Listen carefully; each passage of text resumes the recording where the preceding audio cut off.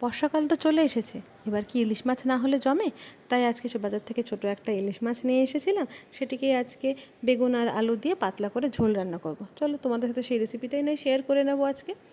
প্রথমে ইলিশ মাছটাকে ভালো করে পরিষ্কার করে সেটাকে নুন হলুদ মাখিয়ে রাখবো, আর বেগুন আর আলুটা কেটে নেব। তারপর তেলের মধ্যে ওই নুন হলুদ মাখানো মাছগুলোকে এপিট ওপিট করে একদম হালকা করে ভাজবো। এটা কিন্তু একটু বেশি ভাজলে ইলিশ মাছের আসল ফ্লেভারটাই নষ্ট হয়ে যাবে। ওই মাছ ভাজা তেলের মধ্যেই দিয়ে দেবো বেগুনটা দিয়ে একটু নুন হলুদ দেবো, দিয়ে ওগুলো ভেজে তুলে নেব। তারপরেই দেবো ওই তেলে আলু দেওয়ার পরে সেটাকে ভালো করে ভাজবো, ভেজে তুলে নেব। এরপর আমি এই মাছের ঝোলের জন্য যে মশলাগুলো প্রয়োজন সেটাকে রেডি করে নেব। মিক্সিং জারে একটু আদা, দুটো মতন লঙ্কা, কাঁচা লঙ্কা দিয়ে দিয়েছি, সেটাকেই পেস্ট করে নেব। আর একটা বাটির মধ্যে ছোট্ট 1 চামচ ধনের গুঁড়ো, জিরের গুঁড়ো আর হলুদের গুঁড়ো দেব। সেটাকে অল্প জল দিয়ে একটা পেস্টের মতন রেডি করে নেব।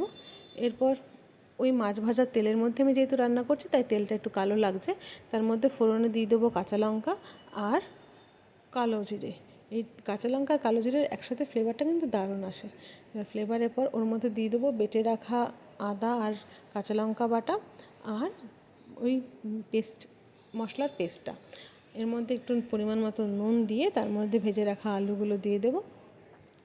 আলুগুলো দেওয়ার পর পুরোটা ভালো করে মিশিয়ে সেটাকে একটুখানি কষতে দেব। কষানো হয়ে গেলে বা মশলা থেকে তেল ছেড়ে দিলে দিয়ে দেবো জল। এবার জলটা ফুটে এলেই দিয়ে দেবো ভেজে রাখা মাছগুলো, আর দিয়ে দেবো আগে থেকে ভেজে রাখা ওই বেগুনগুলো। সেগুলো ভালো করে ঝোলের সঙ্গে মিশিয়ে আমরা আলুগুলো একটু সফট হওয়ার জন্যে তরকারিটা ঢেকে দেবো। ব্যাস, ঢাকা খুললেই রেডি আমাদের মাছের ঝোল। সকলকে অসংখ্য অসংখ্য ধন্যবাদ ভিডিওটি দেখার জন্য। আর ভিডিওটি কেমন লাগলো কমেন্ট বক্সে জানাতে ভুলবে না কিন্তু।